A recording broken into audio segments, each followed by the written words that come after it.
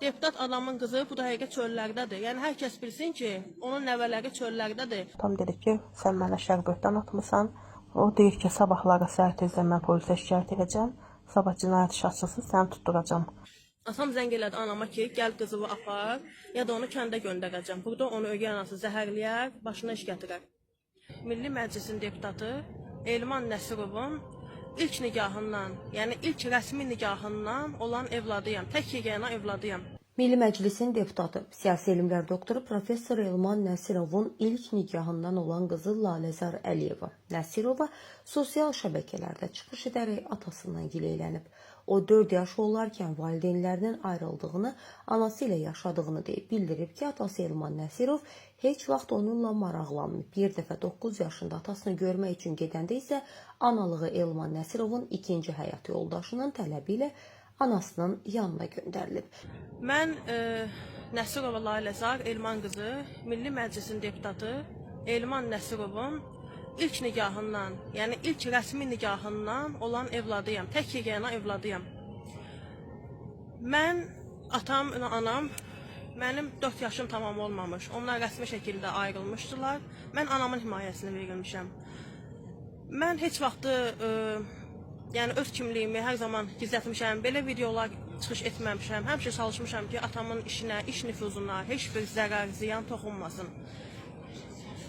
Və hər dəfə mən onun tərəfini saxlamışam, müdafiə eləmişəm. Öz ailəmdə, qurduğum ailədə dəfələrlə o təhqir olunub, dəfələrlə mən alçaldılmışam. Amma hər zaman mübarizə aparmışam ki, mənim atama söz deyilməsin. Buna Allah şahiddir ki, mən hər zaman onun tərəfini tutmuşam. Baxın, bunu görsədim, oxuyun. Mən ailə qurduğum üçün Əliyevadır. Başqa sənədləri göstərərəm. Nəsirova Əliyeva Laləzar Elman qızı. Mən birazdan atamla anamın toy şəkillərində paylaşacağım. Qoy sübut olsun hər kəsə. Mən ailə qurmuşam. Atam mənimlə heç zaman maraqlanmayıb. Nə yemişəm, nə içmişəm. Heç vaxtı mənə bircə dəfə də olsun zəng eləməyib. Mənim ad günlərim olub, mənim ailə qurduğum olub. Heç vaxtı mənə nə bir zəng eləyə, nə mənim bir çətin işimdə yanımda ola, nə məktəbimə gələ. Həmişə tək olmuşam. Nə əziyyətlər çəkmişəm, heç zaman bilməyibdi. Heç vaxt məndən görüşməyibdi. O öz evini, hal-hazırdakı onun yaşadığı evi, mən ilk dəfə 9 yaşımda mamam çox ağlayırdım, atamı istəyirəm. Məni mamam göndərdi atamgilə, o vaxt Xalqlar Dostluğunda qalırdı. Ailə qurmuşdu, yəni ögey anam məni saldı çölə 9 yaşım. Dedi ki, ya bu çıxıb getməlidir, ay Elman, mənim atama, ya da mən səndən boşanıram. Üzr istəyirəm, o da o vaxtda ikinci övladına, bətnində övladı var idi, yəni hamilə idi. Məni atam zəng elədi anama ki, gəl qızımı apar, ya da onu kəndə göndərəcəm. Burada onu ögey anası zəhərləyər, başına iş gətirər. Bax belə, yəni ondan sonra da atam ev telefonunu, atam adresini məndən gizlədir. Deputat adamın qızı bu dəqiqə çöllərdədir. Yəni hər kəs bilsin ki, onun nəvələri çöllərdədir. O istəsə, onun hər cür şəraiti var, hər cür vəzifəsi var. O istəsə, mənim istədiyim odur ki, mənim evim 3 ilə 5 il ərzində tikilib təhvil verəcək. O müddətə kimi mən onun bunun qapısında qalmayım. Mənə müvəqqəti, əslində mənə ev də düşür, ayrılandan sonra ev verməyib mənə. Amma mənə müvəqqəti yaşamaq üçün bir köməklik eləsin. Mən haradasa ev tikilənə kimi gedim orada qalım ailəmlə, yoldaşımla, uşaqlarımla. Əgər yoldaşım məndən yaşamaq gəlmək istəsə, onun da anası rəhmətə gedib, bayaq dedim kimi qaynanam, baldızım ərdədir, tək övladdır. Deyir, mən atam da bu vəziyyətdə onu tək qoyub gedə bilmərəm. Amma mən neyiniyim, məni çölə salır, mən uşaqlarımı düşünüm. Neyiniyim, mən bilmirəm. Siz mənim yerim olsanız neyniyərdiniz? Mən bundan istəyirəm ki, atamdan, o mənə şərait qursun, o mənə müvəqqəti qalmağım üçün, ev vermirsən, müvəqqəti qalmağım üçün mənə bir yer versin ki, mən gedib polisə, ora-bura niyə yerləşməliyəm? Mənə deyirlər ki, sığınacağa yerləş. Mənim belə bir atam olar. Niyə onun uşaqları xaricdə, orada, burada, kefdə, evləri, şəraitləri, yaşayışları, kefləri, mən amma çöllərdəyəm. Mən indi gedəcəm, nənəmlə qalacam daimgildə, ha vaxta qədər. Yoldaşım deyir ki, gəl evə, atam içib sakitləyib, gedirəm evə, girirəm qaynatam ələ salır ki, sən yenə gəlmirsən, sən nə üzlə gəlmirsən, nə sifətlə gəlmirsən, çıx rədd ol, get bu evdən. Sosial mediada video paylaşan Laləzar Əliyevanın iddiaları əsasında Elman Nəsirovla əlaqə saxlanılıb. Elman Nəsirov bildirib ki, mövzu ilə bağlı açıqlamaya ehtiyac yoxdur, çünki həmin insanlarla heç bir tanışlığı yoxdur. Bu mənə qarşı planlanmış bir oyundur. Orada deyilən ifadələr mənasız və əsassızdır. Bunu mənim fəal mövqeyimə ləkə salmaq üçün edirlər. Onu edənlər o qədər acizdirlər ki, günahsız, ruhi xəstə olan qadını buna sövq edirlər deyə deputat vurğulayıb.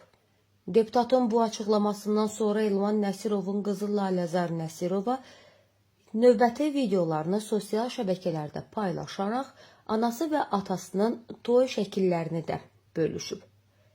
Heç bir şərh vermədən söz gedən videonu diqqətinizi çatdırırıq. Xeyir olsun. Mən sizinlə bir video da paylaşmaq istəyirəm. Üzrlü hesab edin, üzümün görünməyini istəmədim müəyyən səbəblərə görə. Mənim qapıma polis gəldi.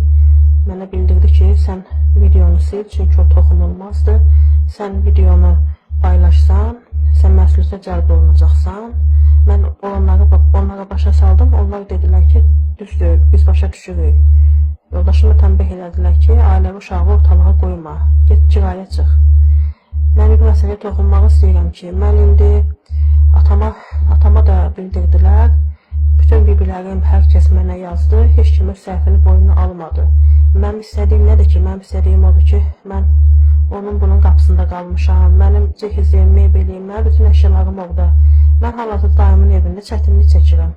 Dayım da bu qış gələsidir. Bu qış gələsidir, bilmirəm ha vaxt gələcək. Onun da övladları böyükdür, 2 oğlu var, ailəsi var, mən necə onunla qalım?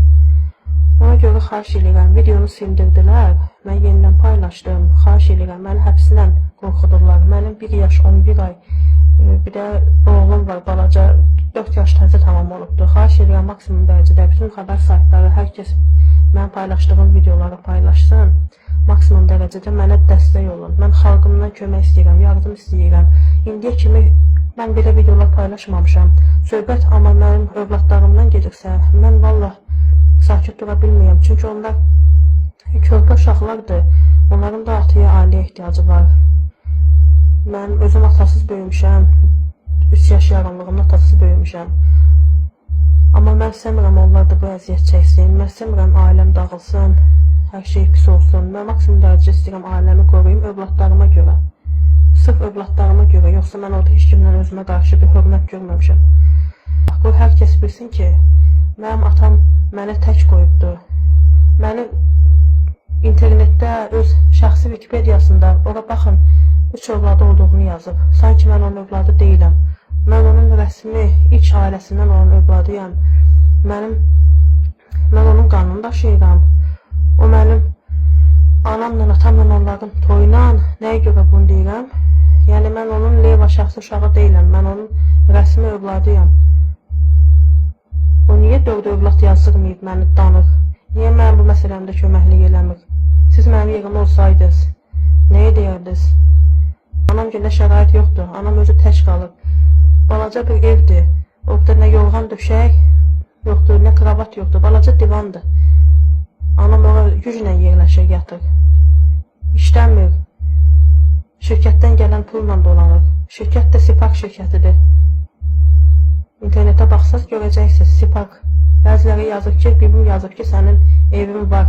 Sən niyə səndən pul istəyirsən? Atan sənə 18 aliment ödəyib. Atam mənə alimentini kəsib ödəyib. Çox işlətdiyi yeri gizlədərək ödəyib. O daha artıq verə bilərdi, amma gizlədirdi işlədiyi yerləri. Sonradan biz oxuduq, Wikipediyasında gördük. Atam zəng elədi yoldaşıma. Yoldaşım bizə gəlmişdi. Telefonu mənə verdi ki, atamla danış. Atam dedi ki, sən mənə şərbətdən atmısan, sən məni xalqa başqa tərəfdən tanıtmısan, məni təhqir eləmişsən. Amma mən orada heç bir təhqir eləməmişəm. Heç bir söyüş, təhqir, şantaj, böhtan və əziz xalqım, özünüz görürsünüz. Mən orada heç bir şey böhtan etməmişəm. O deyir ki, sabahları səhər tezdən mən polisə şikayət edəcəm. Sabah cinayət işi açılsın, səni tutturacam.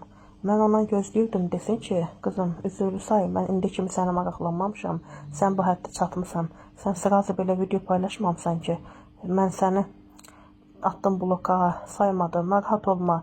Mən sənə qalmağa yer verərəm, şərait düzəldərəm. Gəl bizdə qal. O öz adresini də məndən gizlədir.